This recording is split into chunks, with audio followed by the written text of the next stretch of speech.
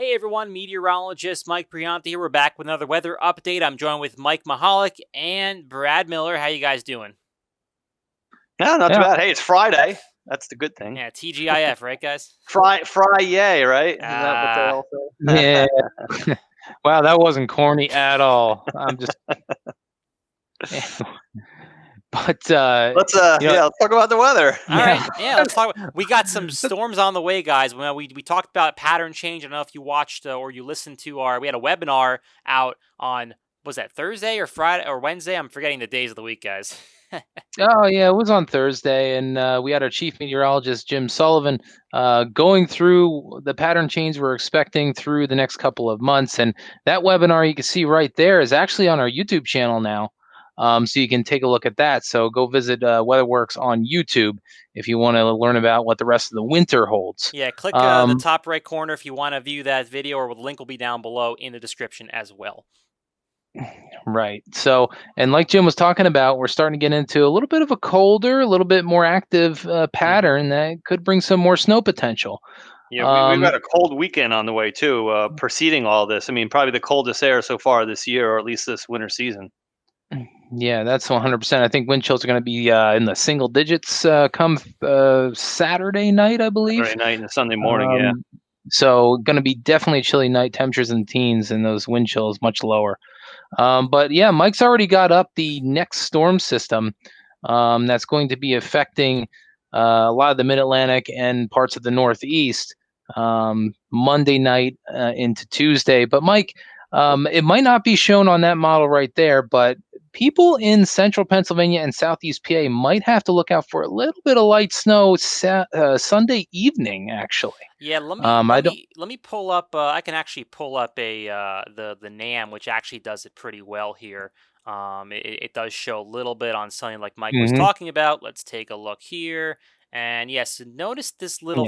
little thing. It's actually looking pretty good at the 12-0 on here, but it does start to break apart. But there's definitely some Right. moisture, some sneaky snow, I would say. Before the big event, we've seen this happen before, Hmm. whereas a preliminary event happens before the big storm. Yeah. Sunday night into Monday morning Mhm. could even be some Yeah. snow in the area. We'll have to see what that ends up as. Yeah. So yeah, I just want to throw that out there. Look, don't sleep on that one. It could Exactly. Yeah. get slick Exactly. Sunday night. But Yeah.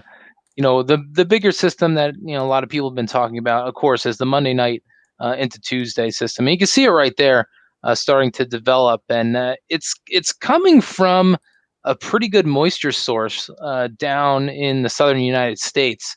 And you can see it right there. This is the upper level pattern at about 500 millibars, and you can really see the system kind of gathering strength down in Texas and all those reds and blues even pushing up through there. That's the energy flowing into that system. So that's where it's coming from. And then it That's gets where it's getting ejected its root. northeast, right? And as we Right. go on through the end of the weekend into early next week. And by the time it gets to the mid Atlantic and the Northeast, that's when it starts running into a little bit of an issue with high pressure to the north and even a maritime low pressure system off the eastern Canada. So that's going to kind of block it, what we like to say, Hmm. from riding all the way through northern New England. Or cutting to So our west and giving everyone all rain. that is true. There's basically no place for it to go but Right. to get into the mid Atlantic and just Yeah. kind of run into a wall. And you could actually see this if you look at the surface map here. Basically, you have the primary low going right into Ohio. There's a little bit of a transfer. We see this all the time with these kind of setups. And but Yeah. notice that precip shield is basically parking it at Albany, and it Yeah. doesn't. You can even see that right there, guys. Look at that. It Yep. doesn't even move. It's literally staying right on top of the same counties Yeah. on the map. So Yeah. that's that intense blocking, the high pressure we were talking about, Mike was talking about, and of Mhm. course that's just one run here of what this system can do. It's a little warmer across Now, the Mid mind you, the, Atlantic. the Yeah. GFS was the stubborn model a couple of days ago, Hmm. where it was Yeah. basically south and east, and really not Mm. much of a storm, if any. And all the other models were basically, bringing the storm. Now the GFS is on board with all the models, so there's going Exactly. to Right. be a storm basically, and just got to kind of fine tune the exact snow lines, and how much is going to fall, and when does that area of low pressure the primary low actually transferred to the new low off the coast. So that's kind of the questions we're going to be answering here, hopefully, the next couple of days. Yeah, and it will be interesting to see how this system plays out here. As it moves north, as it starts kind of stringing out, will there be a shot of snow there right on the front side, and then maybe a lighter period before that inverted trough that kind of hangs back over Pennsylvania gets going a little bit more and keeps that snow going? Someplace in probably north central Pennsylvania is going to get a decent amount of snow out of this. I mean, you're probably going to see some amounts that are, in the 8-inch, maybe even 10-inch range in a few You spots. guys in your alma mater could be a prime Penn location for this State, one. yeah, Penn State University Park, State College, they might do pretty well with this system. Now, that does show a little mixing on that model you're showing there. You could see the Like, damming setup on this though clearly here mhm, across PA. So we'll see. I mean, there might be enough cold air to keep him as snow, but I could see kind of more of mhm, like maybe an ice storm or even some sleety nonsense in the hills of mhm, Virginia, maybe West Virginia, Western Maryland. So we'll definitely have to keep an eye on that with these transfers. There's always gonna be some cold air kind of stuck in between the Hmm. two. mhm. But yeah, I think North Central and to these areas, Binghamton definitely could do well with this. But then very sharp gradient north. I think we're gonna go from like 8 to 10 inches to like nothing out of this. Right.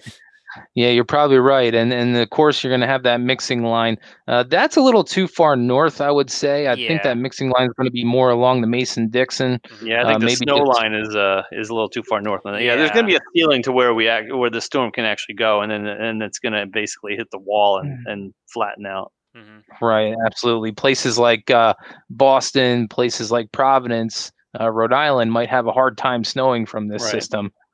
You may look like it's going to snow for hours, and you're just sitting there and like Bernie Sanders in the chair at the inauguration, waiting for it to snow, and it's just not going to get to you. Right. Yeah, Um, that's been nonsense. Watching that thing go yeah. all over social media the last couple of days. Yeah. Jeez. Oh So man. Mike's showing a nice snow map there, and this is by no means our official forecast. This is just straight model 10-to-1 output. But it just kind of gives you an idea of what this storm can do. And on the northern side of it, probably some pretty fluffy snow too. Hmm. Hmm. I wouldn't doubt. So if you get, in parts of southern Connecticut, if you get a couple of inches, it might be that real fluffy snow that you can push off real easy. Maybe even get a backpack leaf blower out and Yeah. just Yeah. take it to the sidewalks a little bit. And this kind of shows you kind of the cutoff that we were talking about. Like look at New Yeah. England, nothing here. Meanwhile, the GFS shows what does it show for that area? Basically, yeah, again, look at that. Look how sharp that cutoff is. Yeah. I mean, that's what we're going to be dealing with this storm. Kind of anywhere.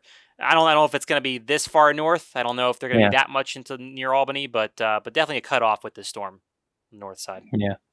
Yeah, and yeah, that's gonna be the storm, guys. I mean, it's gonna be Yeah, like we're that could saying. be one of those where you get 3 to 6 inches in the Big Apple, and like Mike said, Providence, maybe a coating of snow. I mean, Yeah. that's a pretty short distance to have that much of a differential. Yeah. Yeah, Yeah. so I mean, we'll keep monitoring this for sure over the weekend and send our Storm Alert clients out some updates over the weekend. But I think that about wraps it up for this storm. Not a major system by any means, but certainly one that has some decent potential going with it. So a significant storm, let's call it. Yeah, we'll Hmm. call it a But not significant storm.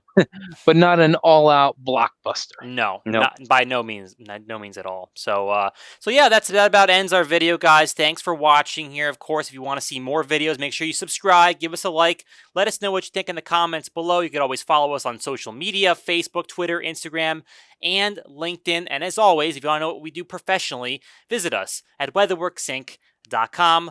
We'll see you here next week. See you guys.